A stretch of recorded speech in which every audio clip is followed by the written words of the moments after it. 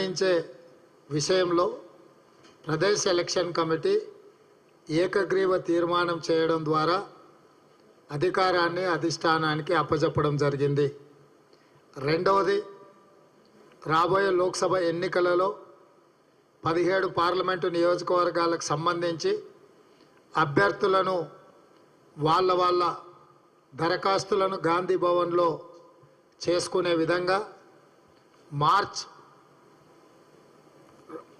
జరగబోయే ఎన్నికలలో ఫిబ్రవరి 3 తారీఖు సాయంత్రం 5 గంటల వరకు అప్లికేషన్లను గాంధీ భవన్లో ఇచ్చుకునే విధంగా జనరల్ సీట్లకు సంబంధించి 50,000 రూపాయలు అప్లికేషన్తో పాటు జమ చేయాలి.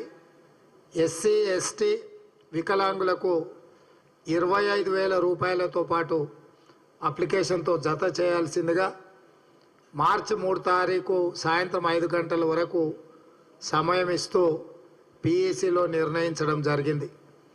ఆ తర్వాత వచ్చిన అప్లికేషన్లను క్రోడీకరించి దానికి సంబంధించి లిస్టు తయారు చేసి ఆల్రెడీ ఎన్నికలకు సంబంధించి సెలక్షన్ కమిటీని నియమించడం జరిగింది. స్క్రీనింగ్ కమిటీని హరీష్ చౌదరి గారు చైర్మన్, అదేవిధంగా జిగ్నేష్ మేవానీ గారు గుజరాత్ నుంచి, విశ్వజిత్ కదం మహారాష్ట్ర నుంచి సభ్యులుగా నియమించడం జరిగింది. వారు కూడా తొందరలోనే రాష్ట్ర పర్యటనకు వచ్చి ఈ అప్లికేషన్లను అన్నిటిని కూడా క్రోడీకరించి సిఈసికి నివేదిక ఇవ్వడం జరుగుతుంది. ఫిబ్రవరి 15 నుంచి 20 లోపల సిఈసి సమావేశాలు జరిగి అందులో వీలైనంత మేరకు తెలంగాణ లోక్సభ ఎన్నికలకు సంబంధించిన అభ్యర్థులపై అధిష్టానము నిర్ణయం తీసుకునే అవకాశం ఉన్నది. అదేవిధంగా 17 పార్లమెంట్లకు సంబంధించి ప్రతి ఒక్క పార్లమెంటుకి ఒక ముఖ్యమైన నాయకుడిని లేదా రాష్ట్ర మంత్రిని ఇన్ఛార్జిగా నియమించడం.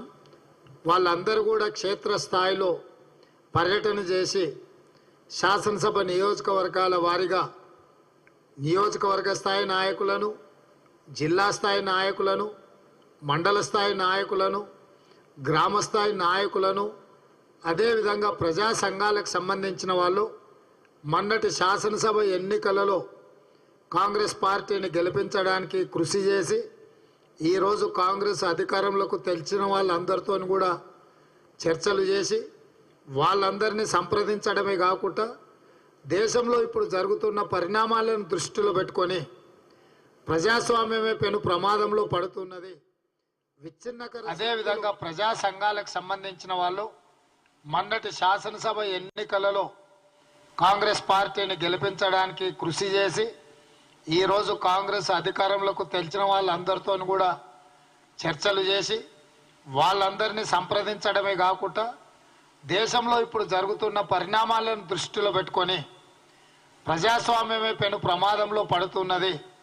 విచ్ఛిన్నకర శక్తులు దేశాన్ని విభజించి పాలించాలనుకుంటున్న విషయాన్ని కూడా ప్రజలకు వివరించి దీనికి సంబంధించి కూడా ప్రజల్ని అప్రమత్తం చేసి కాంగ్రెస్ పార్టీ మల్లికార్జున ఖర్గే ప్రభుత్వం ఇచ్చిన హామీలను ఈ 10 సంవత్సరాలు భారతీయ జనతా పార్టీ ఎన్డీఏ ప్రభుత్వం అమలు చేయలేదు. పూర్తి స్థాయిలో నిర్లక్ష్యం వహించింది.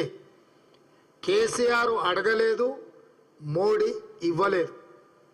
రాష్ట్ర పునర్విభజన చట్టంలో మనకు బయ్యారం ఉక్కు కర్మాగారం కావచ్చు, కాజీపేట రైల్వే కోచ్ ఫ్యాక్టరీ కావచ్చు, సాగునీటి పరిధిలో జాతీయ ప్రాజెక్టు కావచ్చు, ఎయిమ్స్ కావచ్చు, ఐటీఐఆర్ కారిడార్ కావచ్చు, గిరిజన యూనివర్సిటీ కూడా ఈ మధ్యనే ప్రభుత్వం నిర్ణయం తీసుకున్నది 10 సంవత్సరాలు తాత్సారం చేసింది.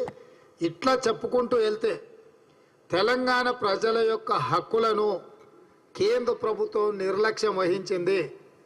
నరేంద్ర మోడీ గారు 10 సంవత్సరాలు ప్రధానమంత్రి అయి ఎన్నికల సందర్భంగా వారు ఇచ్చిన ఏ ఒక్క హామీని అమలు చేయలేదు.